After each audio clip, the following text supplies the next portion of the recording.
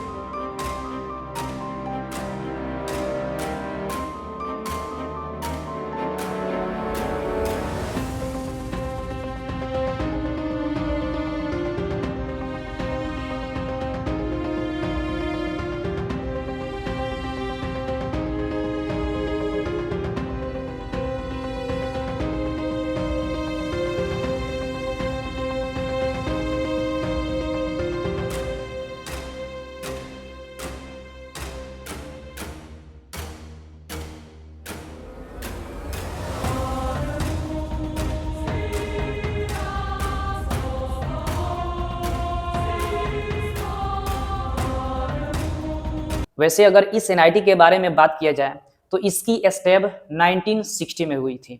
इसका मतलब है कि ये भी जो कॉलेज है ना बहुत ही पुराना कॉलेज आपको देखने को मिल जाता है। अगर इसका लोकेशन देखा जाए तो फिर श्रीनगर जम्मू एंड कश्मीर देखने को मिल जाता है। जैसे ही आप श्रीनगर जम्मू एंड कश्मीर का नाम सुनते हैं आप जान जाते हैं कि कहा जाता है कि ये धरती का स्वर्ग है जम्मू कश्मीर। तो सोचिए कि इस स्वर्ग पे इस कॉलेज को बनाया गया है तो कितनी खूबसूरत तरीके से बनाया गया होगा। तो भाई अगर आप एक नेचर लवर हो और आप खूबसूरती से प्यार करते हो तो आपके लिए ये कॉलेज बेटर साबित हो सकता है। लेकिन यहाँ पे बहुत सारे स्टूडेंट्स का मतलब एक डाउट रहता है, प्रॉब्लम रहता है कि भाई जम्मू कश्मीर में सबसे ज़्यादा टेररिस्ट अटैक होते हैं, तो क्या यह कॉलेज स्टूडेंट्स के लिए सेफ है? भाई अब तक जितने भी टेररिस्ट अटैक हुए हैं और यह कॉलेज 1960 में स्टेबल हुआ था, तो उसके हिसाब से और आज तक अगर आप देखिएगा ना तो आज तक इस कॉलेज में या इस कॉलेज के दूर दूर इलाकों में भी कहीं पे भी अटैक नहीं हुआ होगा। आप हिस्ट्री उठा के देख लीजिए, क्योंकि इस कॉलेज को जो सिक्योर करते हैं, जो रक्षा करते हैं, 24 घंटा सीआरपीएफ हमेशा तैनात रहते हैं, वो भी एकदम चौकस तरीके से तैनात रहते हैं। तो एकदम सेफ कॉलेज है स्टूडेंट्स के लिए। हाँ, हो सकता है कि अपने यहाँ के स्टूडेंट्स जो हैं और वहाँ के जो स्टूडेंट्स हैं उनके बातों में मतभेद हो जाए, तो ये तो हर जगह है भाई, अपने यहाँ के स्टूडेंट्स में मतभेद हो जाते हैं, तो मतभेद तो हर जगह है, उसको देखना नहीं है। लेकिन अगर एक तरह से देखा जाए तो यह भी एक सेफ कॉलेज है।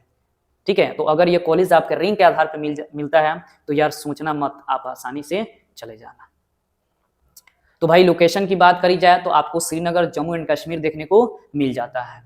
वहीं अगर इसके कनेक्टिविटी की बात करी जाए तो इसका जो इंटरनेशनल एयरपोर्ट है ना, श्रीनगर इंटरनेशनल एयरपोर्ट जो है, वहाँ से यह कॉलेज 19 किलोमीटर की दूरी पे पड़ जाता है। लेकिन जो रेलवे स्टेशन है श्रीनगर रेलवे स्टेशन, वहाँ से भी 19 किलोमीटर की दूरी पे कॉलेज पड़ जाता है, यानी दोनों की दूरी सेम है।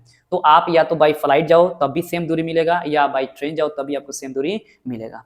ठीक है, चूंकि कनेक्टिविटी इसका अच्छा है। इस कॉलेज के कैंपस साइज की बात करा जाए तो इसका जो कैंपस साइज है वो 67+ एकर्स में कॉलेज बनाया गया है। खूबसूरती इसकी ये है कि वहाँ पे एक वर्ल्ड फेमस लेक है जिसका नाम है डल लेक, उसके किनारे ये कॉलेज बनाया गया है। तो याद रखें उस डल लेक पे बहुत सारे फॉरेनर्स आते हैं, बहुत सारे विजिटर्स आते हैं। ठीक है, तो मतलब बहुत ही लाइफ बहुत ही बेहतरीन वहाँ आपको माने कटेगी, बहुत ही ज़बरदस्त। मतलब अब जम्मू कश्मीर के बारे में कहा ही क्या जाए, हर किसी का सपना, इस पूरे भारत देश में जितने भी लोग होंगे उनमें से अगर एक से भी पूछेगा कि आप उसका सपना क्या है, तो उसका एक सपना जरूर रहता है कि वह जम्मू कश्मीर जरूर घूमने जाए। भाई वो हमारा जन्नत है और उस जन्नत को कौन नहीं देखना चाहता है। तो अगर आपको ये कॉलेज मिल रहा है, मीन्स आपको ये जन्नत मिल रहा है, तो भाई आप कैसे छोड़ सकते हो, आप ज़रूर ले लेना। अगर NIRF देखा जाए तो 2023 में इसको 82 NIRF रैंकिंग मिला है इंजीनियरिंग में। अगर मोड ऑफ एडमिशन देखा जाए तो सेम है भाई, जेईई मेंस के थ्रू एडमिशन होते हैं। 12 में आपके मैथ और फिजिक्स कंपलसरी होने चाहिए। आपके तीसरा जो सब्जेक्ट है वो केमिस्ट्री हो सकता है, बायो हो सकता है, बायोटेक या कोई भी वोकेशनल सब्जेक्ट है वो हो सकते हैं। ठीक है, अगर आप जनरल और ओबीसी के हैं तो इस कंडीशन में 75% मार्क्स होने चाहिए 12 में। लेकिन अगर आप SC ST और PWD से हैं तो इस कंडीशन में आपके 65% मार्क्स होने चाहिए। अगर ये भी नहीं है तो आप जिस बोर्ड में हैं उसमें टॉप 20 रैंक होनी चाहिए। वहीं अगर काउंसलिंग की बात करा जाए तो सबसे फेमस काउंसलिंग जोसा काउंसलिंग के थ्रू इसमें एडमिशन होता है, और जो स्पेशल राउंड होता है सीसेब राउंड उसके थ्रू भी इसमें एडमिशन होता है। गाइस अगर ब्रांचेस देखा जाए तो आपको 8 ब्रांचेज इसमें देखने को मिल जाते हैं। गाइस अगर कट ऑफ की बात करी जाए तो यहाँ पे 3 टाइप के कट ऑफ होते हैं, एक होम स्टेट जम्मू कश्मीर के लिए, एक अदर स्टेट, ठीक है, और एक लद्दाख के लिए होते हैं। तो गाइज आप स्क्रीन पे देख सकते हैं कि लद्दाख के लिए कितना कट ऑफ गया है, जम्मू कश्मीर के लिए कितना कट ऑफ गया है, और अगर आप अदर स्टेट के हैं तो आपके लिए कितना कट ऑफ गया है। खासकर आप CSC के भी देख सकते हैं कि CSC के लिए कितना कट ऑफ गया है। गाइज अगर प्लेसमेंट की बात करी जाए तो इसका जो हाईएस्ट पैकेज गया है वो 42 LPA के करीब गया है। वहीं अगर एवरेज की बात करा जाए तो एवरेज 10 LPA के करीब गया है, लेकिन वहीं मीडियम पैकेज की बात करा जाए तो 8 LPA के करीब गया है। मीन्स अगर देखा जाए तो प्लेसमेंट भी ठीक ठाक आपको देखने को मिल जा रहा है। ठीक है, वहीं अगर टॉप रिक्रूटर देखा जाए तो आप स्क्रीन पे देख सकते हैं कि इसके कौन टॉप रिक्रूटर रहे हैं, कौन कौन सी कंपनीज यहाँ पे भी विजिट करती है। भाई अगर फीस की बात करी जाए तो फर्स्ट सेमेस्टर में ट्यूशन फीस आपको 89,000 के करीब देने पड़ सकते हैं, लेकिन वहीं सेकेंड सेमेस्टर से आपको 73,000 के करीब देने पड़ते हैं। वहीं अगर हॉस्टल और मेस का बात करा जाए तो आपको फर्स्ट सेमेस्टर में 31,000 के करीब देने होते हैं, वहीं सेकेंड सेमेस्टर से आपको 28,000 के करीब देने होते हैं। तो गाइज इस हिसाब से आप अपना एक आइडिया लगा सकते हैं कि आपको ईयर में कितने देने पड़ेंगे।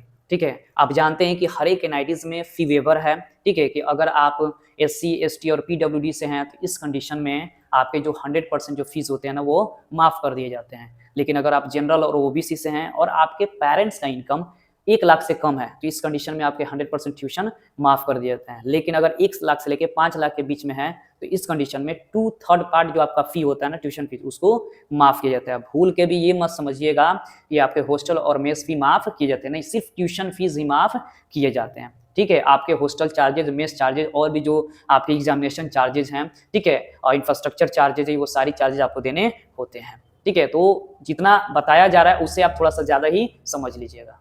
तो गाइज अब बढ़ते हैं फैसिलिटीज़ की तरफ, लेकिन उससे पहले NIT श्रीनगर की कुछ बातें जान जाएं तो हमारे लिए बेनिफिशियल साबित हो सकती है। वहाँ उसके बाद आप चाहें तो वीडियो को स्किप कर सकते हैं, नहीं कर सकते हैं, इट्स योर चॉइस। जैसा कि सबसे पहले आप जानते हैं कि भाई इसका जो कैंपस साइज है वो 67 एकड़ में कॉलेज फैला हुआ है, लेकिन बहुत ही खूबसूरत कॉलेज है। ठीक है, जो कि आप ऑलरेडी देख चुके हैं, इसके कैंपस टूर कर चुके हैं, इसी वीडियो में आपने देखा होगा।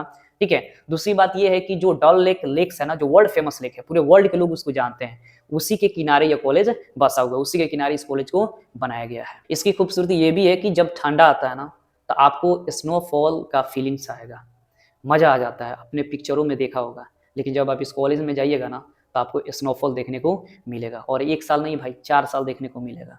ठीक है, तो ये एक अलग ही मज़ा है, ये एक अलग ही अनुभव देगा। ठीक है, आपको विंटर वेकेशन भी यहाँ पे मिलता है, मतलब कि जब ज़्यादा ठंडा होगा तो फिर आपको वेकेशन मिल जाएगा, हॉलीडे आपको मिल जाएगा, आप घर पे भी आ सकते हैं, वहाँ पे भी रुक सकते हैं। ठीक है, क्योंकि अगर बाहरी जो स्टूडेंट्स हैं उनके लिए थोड़ा सा वेदर प्रॉब्लम हो सकता है, इसलिए विंटर वेकेशन दे दिया जाता है। अगर इस कॉलेज के बारे में अगर बात किया जाए तो ये भी एक पुराना कॉलेज है, तो उसके हिसाब से अगर देखा जाए तो एलुमनाई तगड़ा आपको देखने को मिल जाते हैं। एलुमनाई जो नेटवर्क है ना वो भी एकदम ज़बरदस्त देखने को आपको मिल जाते हैं। बड़े बड़े एलुमनाई नेटवर्क यहाँ से, मतलब बड़े बड़े एलुमनाई यहाँ से भी निकले हुए हैं। अगर क्लासेस के बारे में बात किया जाए, लैब्स के बारे में बात किया जाए तो वेल मेंटेन्ड, ठीक है, बहुत तरीके से साफ सुथरे तरीके से क्लासेस आपको देखने को मिल जाएंगे, लैब्स आपको देखने को मिल जाएंगे। फैकल्टीज उतने अच्छे नहीं हैं, आपको फैकल्टीज ओके देखने को मिल जाते हैं, उतने फ्रेंडली भी नहीं आपको देखने को मिलेंगे। ठीक है, तो फैकल्टीज के बारे में बात किया जाए तो आपको ओके मिल जाते हैं। गर्ल्स एंड बॉयज़ रेशियो उतना अच्छा नहीं है, ठीक है। ऐसा भी मत सोचना कि भाई नॉर्थ से जाएँगे फिर वहाँ कश्मीरी वैसे आपको नहीं है, ठीक है। गर्ल्स और बॉयज़ रेशियो बहुत ज़्यादा है, ठीक है, तो उतना आपको देखने को नहीं मिलेगा। एक चीज़ है कि यह जो एनआईटी है ना, यह रिसर्च ओरिएंटेड एनआईटी है, मतलब रिसर्च अपॉर्च्युनिटी आपको देती है, तो रिसर्च ओरिएंटेड ये कॉलेज आप कह सकते हैं, ठीक है। इस कॉलेज का भी अटेंडेंस पॉलिसी है भाई, 75% अटेंडेंस पॉलिसी इसका भी है। तो ये रही कुछ बातें एनआईटी श्रीनगर की। आई होप कि आपको अच्छी लग रही होगी।